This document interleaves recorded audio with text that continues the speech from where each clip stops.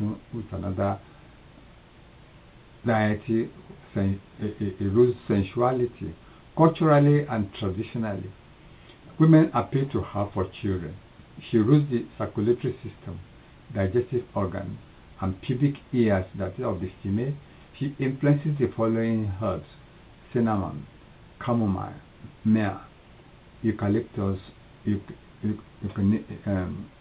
echinacea, and raspberry. Now we come to Shango, the god of thunder. Shango is often credited with these virtues: kingly, virility, fire, and lightning. He represents the male gender that rules the reproductive system, which is male, bone marrow, life force, etc. He influences the following herbal plants for men's reproductive health: plantain, hibiscus, nettles, and cayenne. From the above historical account of our mythological cultural beliefs, it is quite obvious traditional medicine exercises a great impact on our cultural values and practices. Through our cultural behavioral practices, it is easy to identify the worshippers of these different deities by their mode of costumes and cosmetics. For example, a Shango priest or priestess dressed most often times in red flowing garments, decorated with cowries attached to the seams of their gowns. The worshippers of Ifa, Obatala, Yemoja, and Oshun, on the other hand, dress in white and adorn themselves with white beads, necklaces, and white caps. From the tools they use or carry through our culture, it is possible to identify the deity they serve. While the Ifa priests carry a roke, Ifa, which is the divination hallowed bell, the Shango priests proudly carry the Oshe Shango, that is the mystical axe of Shango. Ladies and gentlemen, you will agree with me that traditional medicine, peculiar to a particular community or society, has direct impact on the cultural practice of that community. For sake of simplicity, let us examine the sociological culture of the much so talked about societal vigilante groups in all the major regions of Nigeria. In the western part of the country, dominated by the Yorubas, we have the Odua People's Congress, OPC, of which we are happy to have the founding fathers in our midst, who will bear us from any tricky questions you may be deemed to ask concerning their cultural background and practices. We have often read and been told about the wealth of mystical powers this group are credited to possess. Powers developed from the mystics and magical practices or properties of herbs, animal parts, minerals such as broken bottles, glass, etc., to accomplish numerous incredible feats. A reminiscence of the powers of our historical warlords or war heroes such as Urudua, Ogumala, Lishabi, Afonja, and the Onikoyi, to mention but few. The power to turn ordinary eggs of hen into hand grenades, which are capable of demolishing a whole house. I have also been privileged to witness demonstrations of these mystical powers, such as immunity to food poisoning, or identification of poison inside one's food, mystical immunity against stab wounds or cuts, which is translated locally as okibe, or inflicted with any sharp object such as knives, bottles, and most surprisingly, mystical armored coats or immunity against bullet or gun, or gunshot, which is ayeta. These are credits to the OPC, and these are not wild claims, and we are lucky to have not lost these manifestations to history of our ancestors. In the eastern parts of the country, among the Igbo tribes, the Efiks, Ijo, Orobo people, and Beni people, they too have their collections of their ancestral mystical feats. derived from traditional medicine, but which have become integral part of their cultural and traditional lives. The equivalent of the OPC in the East is the Bakassi boys in their red and black attire. They too have stories to tell, especially the power to disappear into thin air or fuse through a thick wall in hot pursuit after armed robbers or dangerous criminals who are in the past used to be the terror of the communities, killing, raping, deriving others of their properties. You will agree with me that before these groups could be able to curb the activities of these devilish society misfits and bring them to justice, they must have been more powerful, since our Nigerian police, despite all their fire weapons, always tremble at the news of these daredevil armed robbers. The big questions are, from where are these mystical powers which are exhibited by all these cultural groups, robbers, vigilantes, and hunters derived?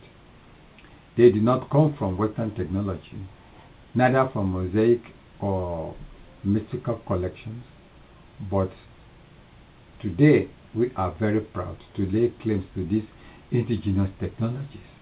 The cynics may be disposed to laugh or mock or condemn and classify these inherited powers of our ancestors' intellectual property knowledge as unscientific, barbaric, demonic, un-Christian, un-Islam, or mere figments of our imagination. They do have our sympathy. Like most of our brothers in the North, the incursion of Arabic religion and culture over years of mental and cultural colonization has unfortunately deprived them of their heritage, history, and intellectual knowledge. I am very grateful, therefore, that today we are aware and we are awakened to the impact of traditional medicine on our Nigerian culture.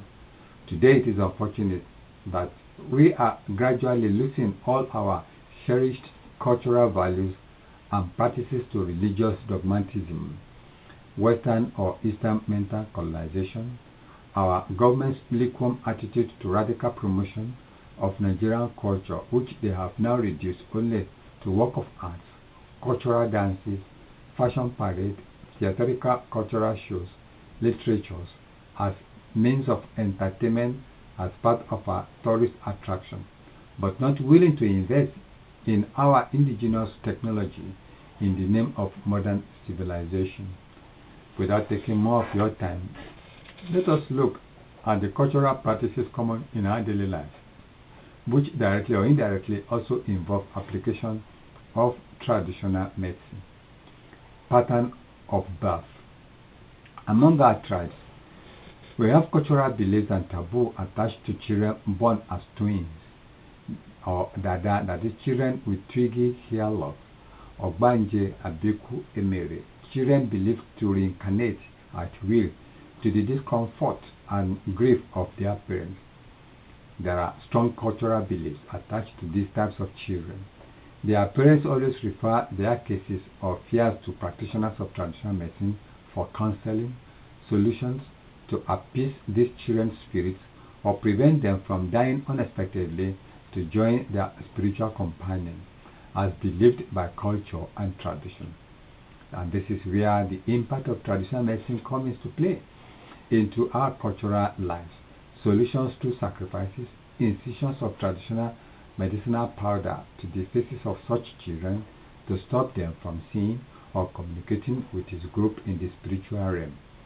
It is of late that Christianity has also joined our cultural rescue group by organizing deliverance sessions, especially the new generation and Pentecostal churches, to free their members possessed from these spiritual demons.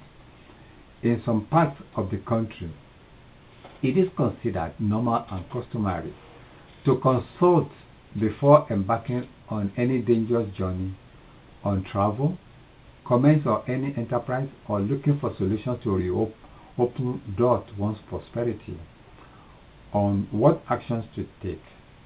More than often, they are always advised to offer sacrifices to the deity of iron, Ogun, the one who is credited with the divinity of clearing paths, protection, and represents the masculinity of nature. This is also where traditional medicine comes in, to effect cures to perform these rites. From all these accounts, and many more that time does not permit us to explore, it is now clear to say that the influx of foreign religion in the guise of Western or Eastern civilization amounts to peaceful colonization of our cultural values, be it mental, spiritual, or evolutionary development. The increasing unguided education program fashioned to the Western culture are also not helping matters, as their Islamic counterparts are also imposing Arabic culture, unfortunately, on our women and school authorities in the name of religion, which incidentally do not project or enhance both the recipients and the promoters' moral virtues. Today, many families, even the illiterate, discourage their children from speaking their native tongues in their houses except English, French, or Arabic. If we cannot speak or read or write our Yoruba or Igbo languages, how then can we understand all the ancestors, all the adages, proverbs, and the wisdom learned from the moonlight stories? This is a great dilemma and challenges for our fathers of this auspicious occasion, our royal fathers, traditional or national matrons, to save us from our cultural values from gradual extinction through imposition of foreign religious principles, invasion of foreign cultural values on our television, foreign pirated CD, tormenting unguided broadcasting, media publication, and most importantly, our complex and contradictory national educational policies and programs, which have become a political tug of war between Christians and Muslims, but unfortunately to the detriment of the Nigerian children in our community.